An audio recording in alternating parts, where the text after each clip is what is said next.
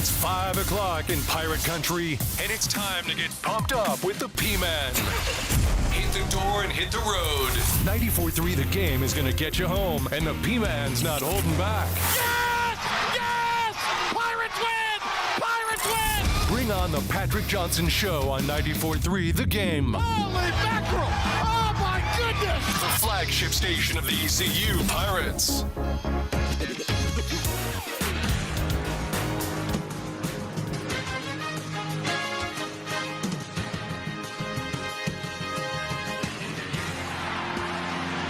A good producer will have one shining moment when we take a break, Bill. A good producer. All righty. I know a good producer when I hear one. All right, welcome in. We're getting you ready for baseball. Plenty of time for that tonight. It's going to be on for like 8 hours, right? As the Pirates and Seahawks meet at Brooks Field. What we are going to talk here is some hoops on the PJ Show today.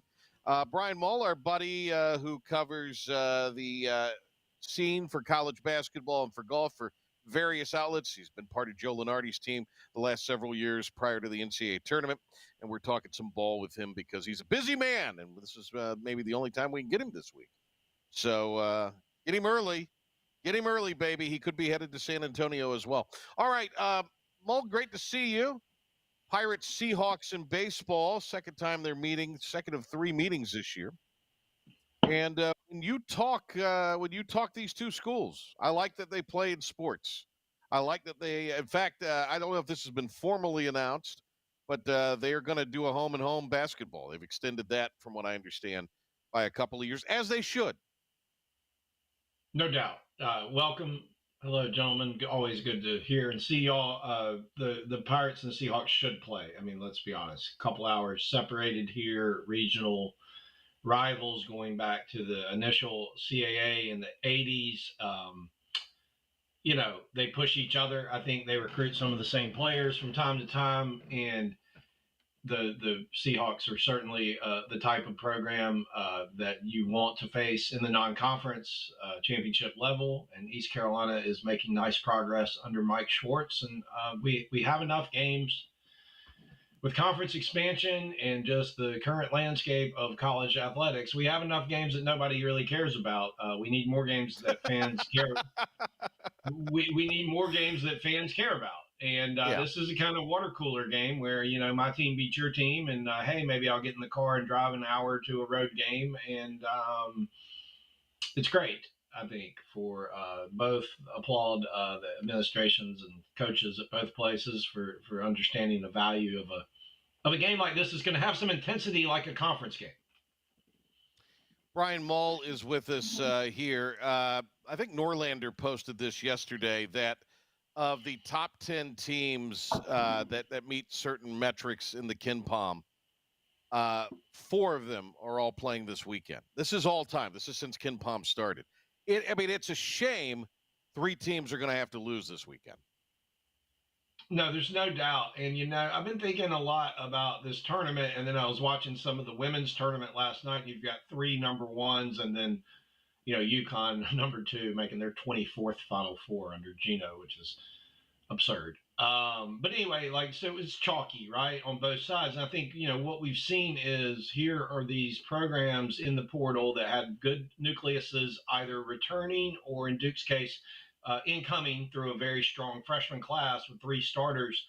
But around that, we're able to fill in the holes that they may have had in depth and just, positional wherever they needed to get a little stronger through the portal. Auburn did it with some mid-major guys and some JUCO guys and some guys that were maybe, underutilized, like a Miles Kelly at Georgia Tech. And Houston, Kelvin Sampson knows exactly what he wants, the type of guys he needs to fit his program. And he's upgraded his shooting after being 150th, 160th in three-point shooting. And that really being the thing that kept them, knocking them out of the tournament last few years. I mean, here's a team that's 4th in the, entering the tournament. They were 4th in the nation in three-point shooting. But yeah, all 4 of these teams, top 4 in offense this year, all 4 top 4 in defense. As Norlander pointed out, just some of the strongest, most dominant teams. I mean, nobody has more than 5 losses. It just sets up. Upsets are great. upsets are kind of like kittens, Patrick. Everybody people like kittens. Even people that Sure. don't like cats, they're kind of cute. And then like kittens grow up and they're just cats, and they can kind of be a pain in the rear end. I like cats, but they can still be a pain. They don't really contribute a lot to the family. They're not really doing much, and but you might be stuck with them for 15 years. And like upsets are cute early in the tournament, but I think what we all want to see when we get to the Final Four is 3 good basketball games. And I think with these 4 teams, it would be amazing. These are all championship level teams, but they've won championships on their own, and they've proven it through some difficult schedules too. When you look at Duke by far played the most difficult, or Duke and Auburn by far played the most difficult non-conference schedule, and then certainly the SEC and Big 12 schedules that Florida and Houston played, nothing to sneeze at. So we're in for a big time weekend down there by the Riverwalk. Brian Mull, college basketball writer, on the line with us here. Patrick Johnson Show. We're leading you into coverage later this evening of ECU and UNCW baseball. So Auburn got another scare with Broom and an injury to him. He returned to the game against Michigan State. They played just fine without him.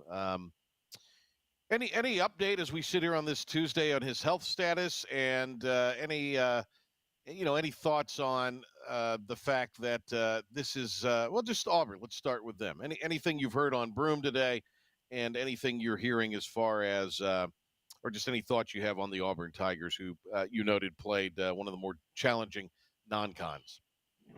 I feel confident that Broom will play on Saturday. He will start. He will play regular minutes. I mean, here's a guy who's dealt with injuries really throughout the season, and he's missed some time here and there, but really not a lot. Started 34 games and played in 35.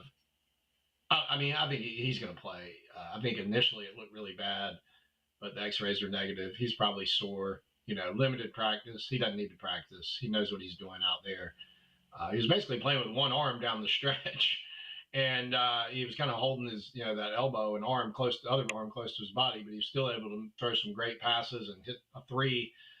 So, the training and just the medical athletic staffs have just come so far and able to just get these guys, recovered pretty quickly. There's no structural damage. So I like Auburn's fight. I really do. They get a little loose with their shot selection, and I think that's their weakness. And I think I look at a couple of guys there who were really good for them all year, who have are going to need to be good. Pettiford, he didn't play great against Michigan State, but he had very good games in the 2 games before that. He's a freshman. He hasn't looked like a freshman all year. Just been terrific. And Baker Mazzara is one of those guys who can kind of shoot you in it or out of it. And he's been struggling a little bit, 2 for 11 in the 2 games against Michigan and Michigan State. And he takes some wild shots. He's a bit of a loose cannon. He's been ejected from a game each of the last 2 seasons, including their NCAA tournament loss last year to Yale, which was a big part of the reason they lost that game. So, Auburn's they're probably the least predictable of the 4 in that they're just they're a little more erratic, but they're very talented. They're very deep, and Dylan Cardwell really doesn't get enough. Watching the game, his ability to neutralize Michigan State's interior game was he's a big boy, 6'11", 255, and moves his feet and plays really hard. And he doesn't shoot a lot, but when he does, he finishes. Brian Mull with us. Go Gator. Let's talk the Gators, Florida. I think Walter Clayton Jr. may be the most enjoyable player to watch in the tournament, explosive player to watch. What he did single-handedly against Texas Tech was pretty amazing. He is a dude. Like we use that word. Seth Greenberg kind of, introduced that into the vernacular. And that's a word that I've heard coaches use, when they're describing guys for many years. He is not afraid. I mean, you look at a guy that's made 111 threes, 110 twos, and 115 free throws. He can get it in the basket however you need him to, and completely unafraid of the moment. Also, a very willing and adept passer with plenty of weapons around him. And this Florida team, they've just continued to get better. They've been in a couple of tight spots here in the tournament and been able to extricate themselves from those. I really like their size. Size doesn't sleep. It will show up in San Antonio, and they will still be very big across the front line. And Elijah Martin's a guy who's been there. Let's not forget he was on the FAU team that went to the Final Four, and certainly along with Will Richard is a those are big time shooters, 76 threes a piece at a high clip. This is a fascinating game to see these two powerhouses from the SEC battling for a right to play for the title. All right, so we'll get a pick in this one from you. Do you like Auburn, who is from Auburn? Alabama! Or do you like the Gators? Go Gator. Well, my bracket is not in shambles like a lot of people's. It hasn't really been that difficult. I picked the Gators to make the national title game back on Selection Sunday, and I'm sticking with that. Walter Clayton is going to break some hearts down there on the plains, and then they're going to have to start talking about Hugh Freeze and football again. Speaking of heartbreaking. Yeah. All right. Let's get into the other matchup. It'll be the late one on Saturday. Houston and Duke. You've been bullish on Houston and Kelvin Sampson all year. I have. And, look, people don't want to give Houston enough credit. And I think it's because their style and it's not as aesthetically pleasing. They don't just wow you. I mean, they're 360th in the nation in tempo. They have very long, deliberate offensive possessions. But let's just hold on a second here. Let's look at Houston the last 4 years: 32 wins, 33 wins, 32 wins, 34 wins. I remember the narrative in the fall of 2023. Oh no, Houston's coming into the Big 12. This is going to be a big step up. They're 34-4 in the Big 12. Yeah, that's not exactly wasn't exactly a big step up. They finished with the number 2 defense in 2024 in the nation, and they have the number 1 defense in the nation. But as I've said pre-tournament, and have continued to say, the biggest difference, the only difference in this team and the last 7 or 8 teams Kelvin's rolled out there is 3-point shooting. None of the previous 5 teams ranked better than 112th in 3-point shooting. This team is 3rd in the nation, 39.7%. People say they can't score. Oh, they don't have enough offense to beat Duke. They're the 2nd best shooting team in the country, and they're 10th in offensive efficiency. I think they've got plenty of offense. They've got grown men. They've got guys on their team that may have been on their team when I was in high school. But they're just, everybody fits, and they've got a big motivation factor here because I know they feel like they had a better team than Duke last year. Jamal Sheed gets hurt early in that game.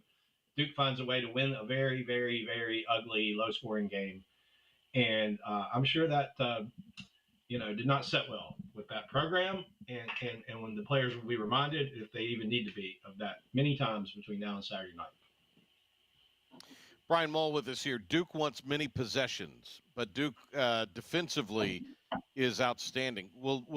How will Duke's defense and what they want to do philosophically defensively be challenged against Houston in those, as you put it, lengthy and rugged possessions when the Cougars possess the ball?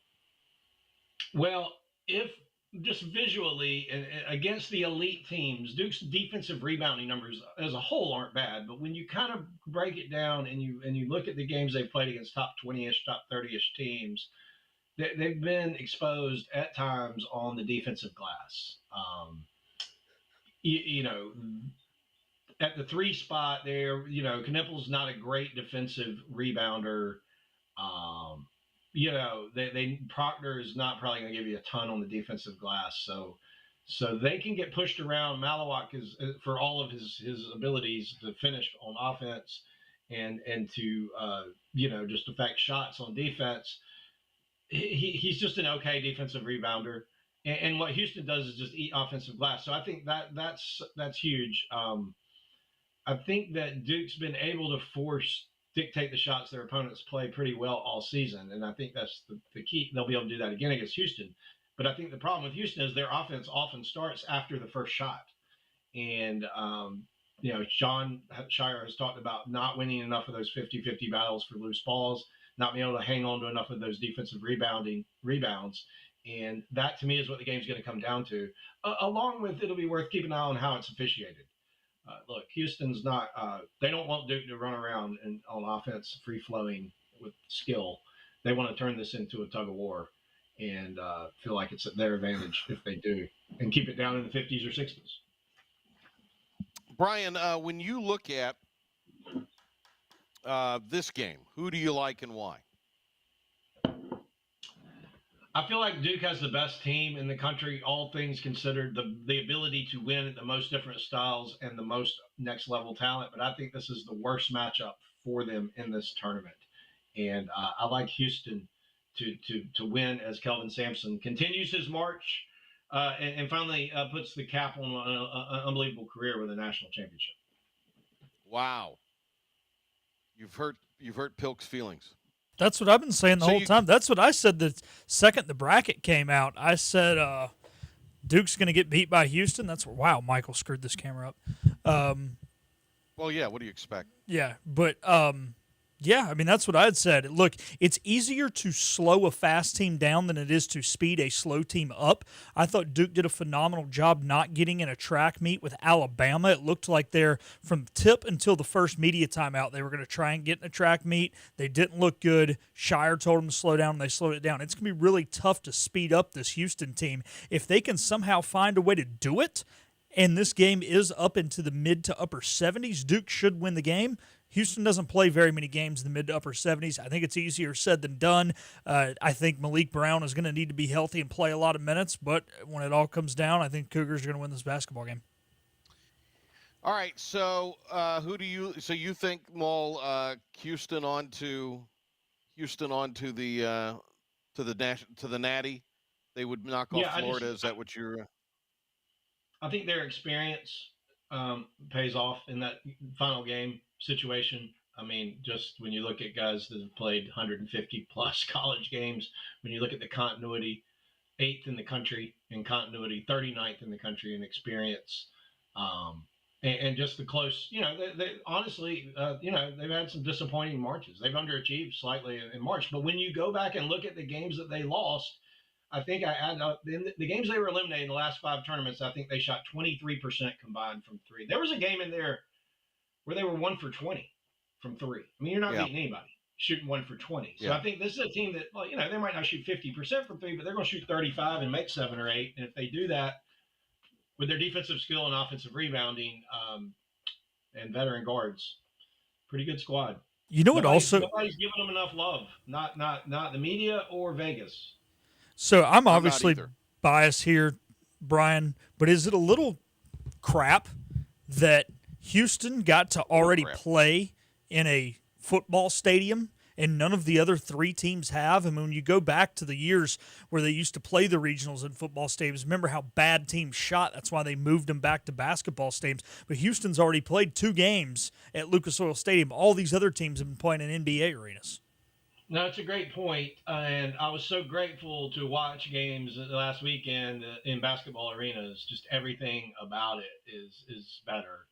Not only what's just the involvement with the way they're able to configure their sidelines and the fans, and these places are built for basketball, not football. And it's a shame. I get it. While we have to play these Final Fours in a dome, absolutely could be an advantage for them. And when you look at, they shot 9 for 23 against Purdue and 9 for 25 from 3 against Tennessee. I mean, those are excellent numbers, especially in a dome. And that's a great point. I haven't really given that a ton of thought, but that and being right there in their backyard in Texas, both advantages for the Cougars.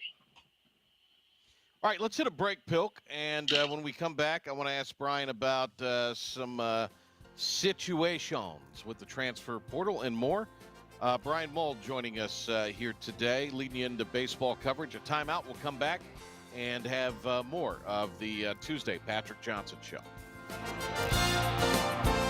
The team of Flatlands Jessup is working overtime to help ensure that Eastern North Carolinians like you get the health insurance help you need this open enrollment period.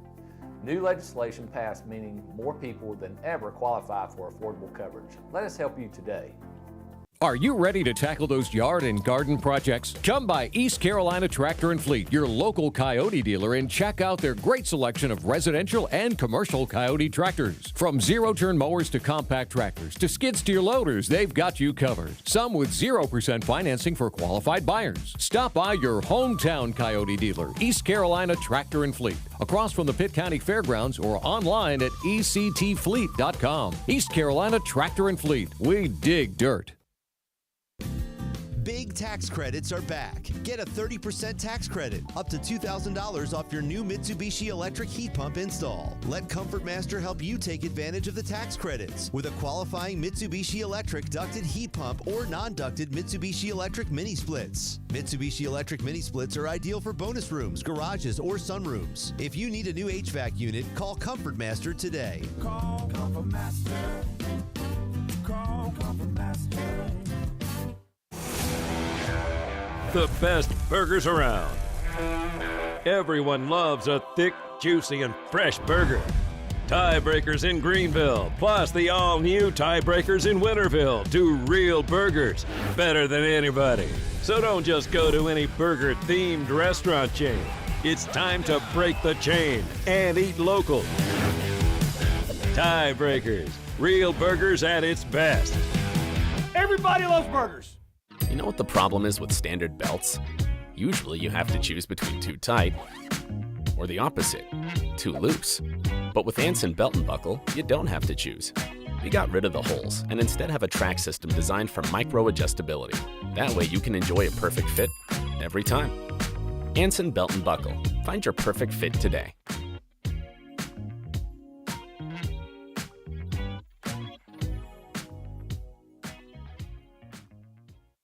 Healthwise Pharmacy rounds the bases with all of your infusion, retail, compounding, and medical equipment needs. Locally owned and operated by pharmacist Marcy Parker, Healthwise has grown to be your most trusted provider for infusion services. Currently providing in-home or on-site infusions in North Carolina, South Carolina, and Virginia. Visit Healthwise Pharmacy at 615B South Memorial Drive or call 252-295-0059 to speak to a patient service representative to find the option that best suits your needs. Tired of the 1-800 numbers advertising Medicare products? Flatlands Jessup has 6 offices all throughout eastern North Carolina.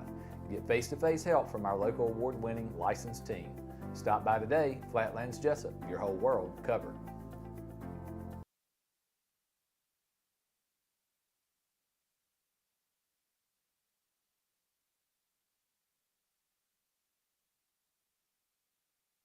Download the new IBX Media app now and get the show for your ears and eyes. Doesn't it look great on me? This is the Patrick Johnson Show on 94.3 The Game. All right, 700 plus in the first day in the portal. Maybe that's the total. Bill, give me the total number as of this morning of how many players are in the portal, please. All right. Brian Mull, there's not going to be a space for everybody, or is there? Or the high school kids are the ones that are SOL? There's never a space for everybody. There's people in the portal being fed terrible information, chasing dollars. I don't fault anybody for trying to, take care of themselves financially, but I can name 10 players right now at the mid-major level who are probably going to go somewhere and get more money than they would have, but they're not going to play as much. They may not help a team win. They may not be good enough to help a team at the higher level win. We saw it with Tennessee. Darling Stone Debar got 7 figures from Tennessee, and he was frankly outmatched in a game. Played 8 minutes, scored 1 point against Houston. I mean, he was a guy that Rick Barnes brought in. He would have probably been the player of the year in the CAA. 6'6", 220 wing with high major experience. Earlier in his career, he looked the part. He never really made an impact on a top 10 team at Tennessee. And, that's just one example. But everybody's got plenty of NIL. Everybody who had a rough year last year is trying to throw more money at the situation. So if you're a player, it's a good time. The market has swung entirely too far, in favor of the players after being entirely too far the other way for decades. So we need some market correction and some common sense with the ability how much you can move around. And the commitment that needs to be made, and the windows. And I mean, we don't have enough time. We could talk about all the things they need to be corrected for hours. Pilk, do we got a number? Couldn't find an exact, but I'm seeing over 1,100. Okay, so I mean, it's in excess of 1,000 easily. And again, not everybody's going to have a home. Elliot Cadeau apparently has found one. Now, I would assume Cadeau, unlike Love, will be able to get in Michigan. I don't think this is a fool me once, fool me twice kind of thing. Everybody kind of forgets that, and all the Caleb Love nonsense we had to endure last week. Everybody kind of forgot about that little blip on the radar. But hey, good for Arizona. Cadeau to Michigan. What does this tell us about what's going on in Chapel Hill, and do you think Cadeau will be a productive player for Dusty May? I do. I think Cadeau, with a little more structure and just specific instruction on his role, could be cut down on his turnovers. And when you look at Elliot Cadeau, here's a guy who showed at the end of the season that he could not, if you left him open, he could knock down a three. And he averaged 6 assists a game. So, like, there's plenty of offense in his game. Just the focus was on some decision making late that, where he made some errant passes and some ill-advised turnovers and silly unforced errors. And, I think Dusty May can shepherd him through that with 2 years left of eligibility. I mean, here's a guy who's started at the highest level for 2 seasons, had the luxury of having a lot of veterans around him as a freshman, and then was asked to do more this year. He needs to grow up. He needs to be steadier. John Shire's talking about steady with Duke all year. Cadeau's the opposite of that. When you look at him as a teammate or a fan, you don't feel you feel like he's all over the place, drama, emotional. So he needs to grow up off the court and on the court. But look, Elliot Cadeau is a talent, and North Carolina now has to go get a better point guard than Elliot Cadeau. And okay, they're recruiting a guy from a team they just beat by 40.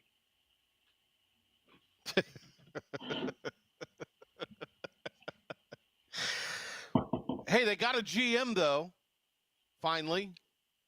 It's not as simple as look, when you look at these teams that have separated themselves this year, they all had a fairly good nucleus, and then they knew exactly what they wanted, and even Tennessee was able to absorb a miss like a Darlington Dubar, who they certainly expected to maybe start or be a rotation guy, because they did so well in every other area, and so. Look, it's not everybody's trying to get these same players, and the timing factor of it is important too. Like you can jump too early and settle on a guy at a certain, and then maybe you could have had somebody better. It's just a lot. And when you look at what North Carolina needs, I mean, what don't they need? Well, if you look at that basketball team, I mean, what don't they need? We'll see. Maybe they can get it all.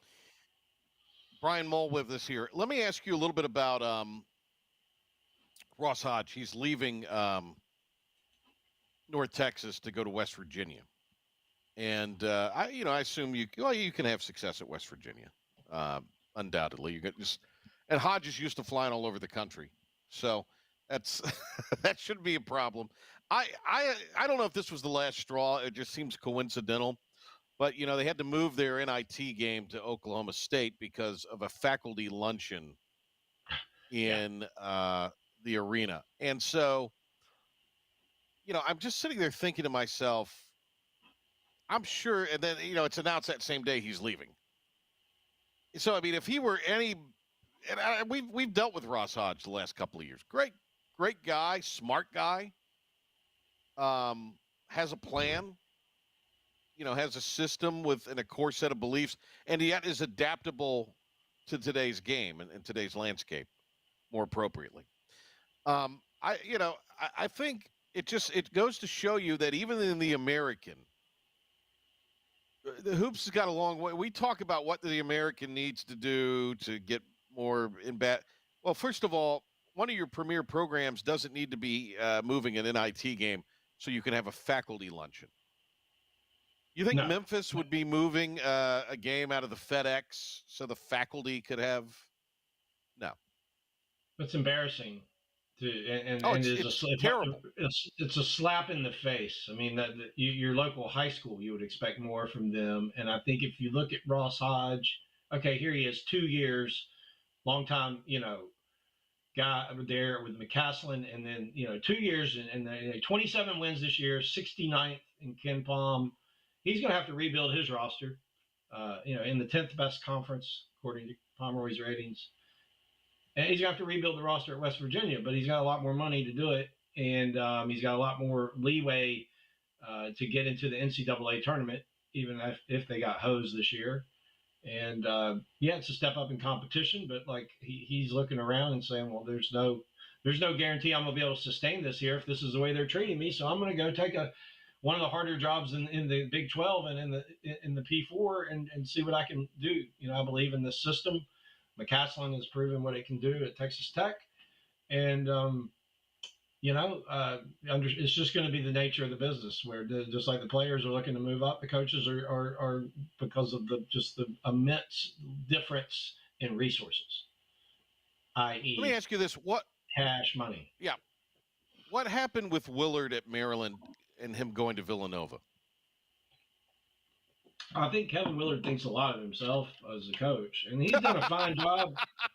He's done a fine job at Maryland, but I mean, if you believe what he said, it all started with the trip that they took up to New York in December, right before Christmas, and he wanted his players, rightfully so, who had had a long season, were not in school, to be able to spend an extra night and kind of enjoy the city a couple of days before Christmas, before they got on airplanes and went to their various homes for the holidays. And the school, just raking in those Big Ten checks every week, said, no, we can't do that.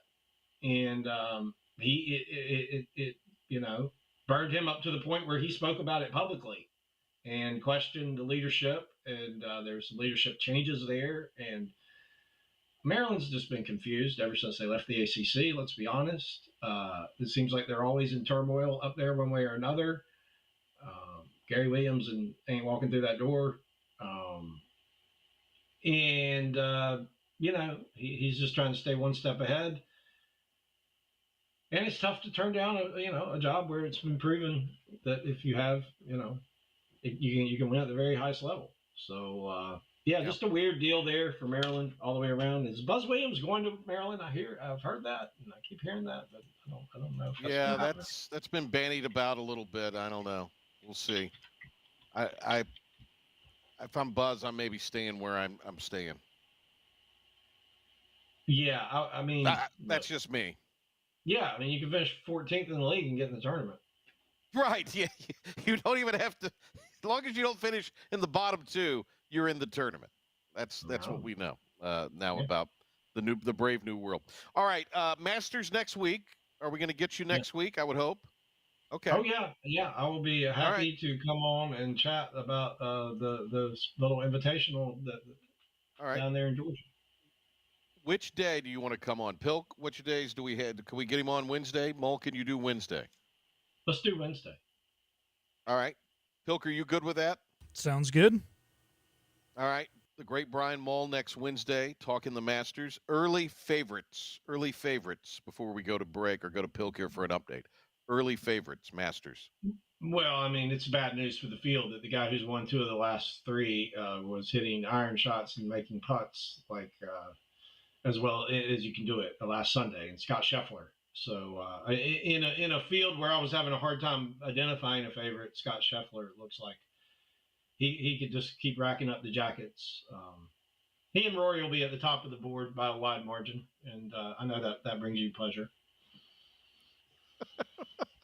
Is there a way that somebody could bet against Rory? Absolutely. Do they have those bets? Okay. They do. I know. Because if I were going to bet, I'd take the field every time in this tournament against Rory. Yeah, I mean, look, Rory's competing against himself now. Like, I mean, physically, there's no doubt he's in great form, and his best form is good enough to beat anybody in the world, including Scott Scheffler. But he's competing against history and himself, and the clock is ticking a bit. And those are all factors he's got to overcome, which is the beauty of golf, and why there's only a handful of people who've been able to win all 4 of those championships. Well, and the younger players keep getting better. Correct. That's part of it. Next week, write this down, Pilk. You write this down too, Mull, because Pilk will never remember it. Pilk never remembers anything for my show. I'm slamming Pilk here. We need to do the deal if we need to find a 4th where we go around and we'll like pick a certain amount of guys.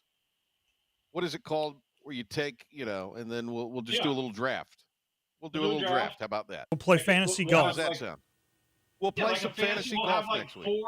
4 or 5 players each on our team. Okay, and then I like that. All right. We'll come up with a good format where we'll do cumulative score, maybe throw out a high one. We'll figure something out.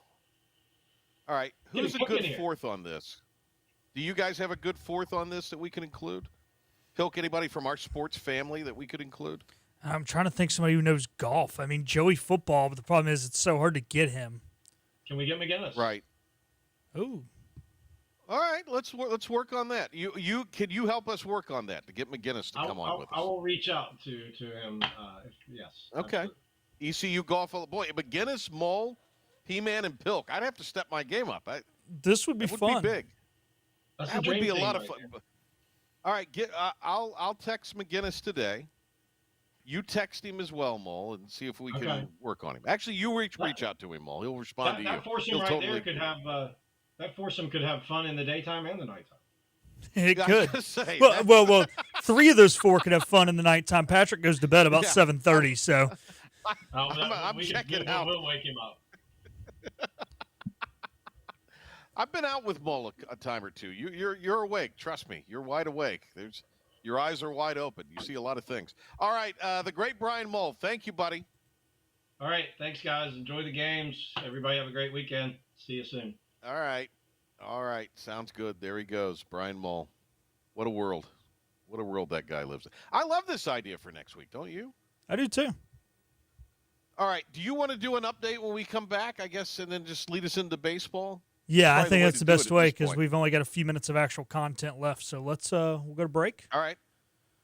Sounds good. Back in the morning on Talk of the Town. Pilk will be here tomorrow with the coach talking Final Four.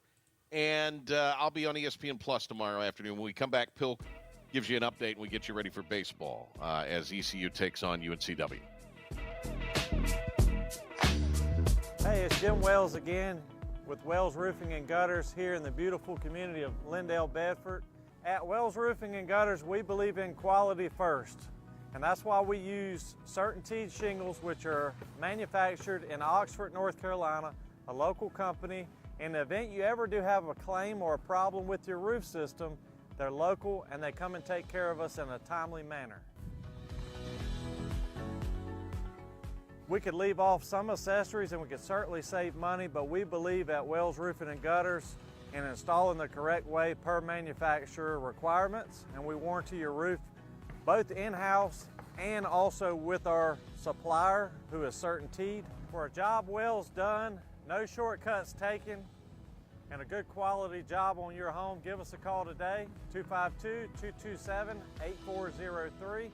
We also offer financing, 12 months, no interest, no payments. This is about you, your family, and the health of all who live in Eastern North Carolina. This is about the transformation of a health system into something more powerful and more human. About creating new ways to treat disease and keep you well. This is about ECU Health, which is to say, it's really all about you. ECU Health. Minds, hearts, purpose. You have a choice when you invest in insurance, and when you choose First State Insurance Advisors, you're working with people you can trust. Clark Stallings has deep ties in the community. His team, including Keaton Smith, Regina Asby, Phil Leva, Max Joyner Jr., Max Joyner III, and Ginger Smith, provides knowledgeable and professional advice. First State Insurance Advisors is an independent insurance agency. They offer all types of personal insurance as well as various types for business. Call or email First State Insurance Advisors today. We want to be your trusted choice agency.